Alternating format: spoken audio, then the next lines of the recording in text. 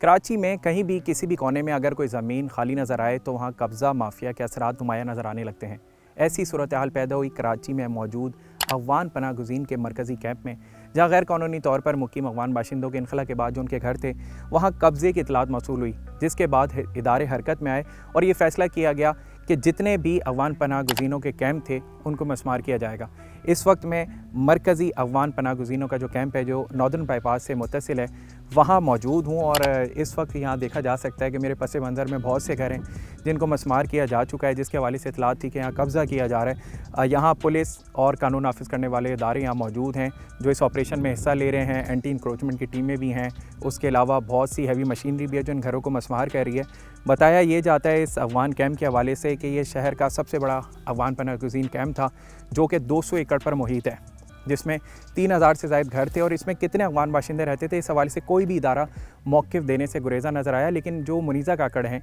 Afghan refugees की वकील थी, उन्होंने इस बारे में वाज़ेह किया कि 50,000 से ज़ायद अफगान बाशिंदे या रिहाइश पजीर थे, जिनमें POR कार्ड होल्डर भी थे, ACC कार्ड होल्डर भी थे और उसके अलावा ऐसे भी थे जिनके पास कोई डॉक्यूमेंट्स ही मौजूद नहीं था। अब यहाँ ऑपरेशन जारी है। मेरे पस मंज़र में आप देख सकते हैं कि बहुत से घर हैं, कोई 300 गज़ का है, कोई 200 हज़ार गज़ के भी यहाँ घर नज़र आएँ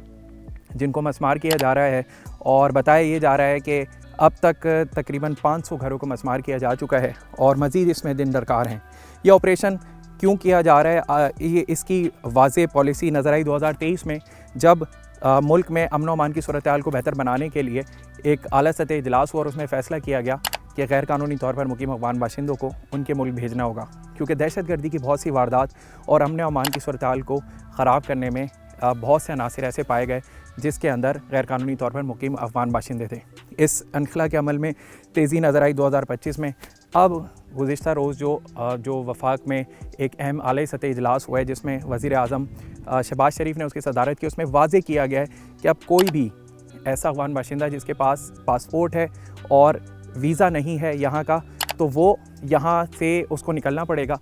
कोई भी ऐसा शख्स जिसके पास यहाँ वैलिड वीज़ा नहीं है वो यहाँ इस मुल्क में नहीं रह सकता। यानी कि जो इनखला का अमल है इसको मुकम्मल किया जाएगा। और इस दफ़ा जो इनखला है इस ऑपरेशन में हमने ये भी चीज़ देखी कि अफगान बाशिंदे पहले भी यहाँ से जाते थे अफ़गानिस्तान, लेकिन उनका सामान और घर यहीं होते थे बाहिफाजत। लेकिन अब ये नज़र आया है कि अफगान बाशिंदों ने इस बात को एक्सेप्ट किया है कि अब पाकिस्तान उनके मफाद में नहीं, बल्कि उनको अब गैर कानूनी तौर पर यहाँ रिहाइश पजीर नहीं रखा जा सकेगा, बल्कि उनके ख़िलाफ़ कानून जाने पर कार्रवाई होगी। इसलिए उन्होंने जब इस ऑपरेशन को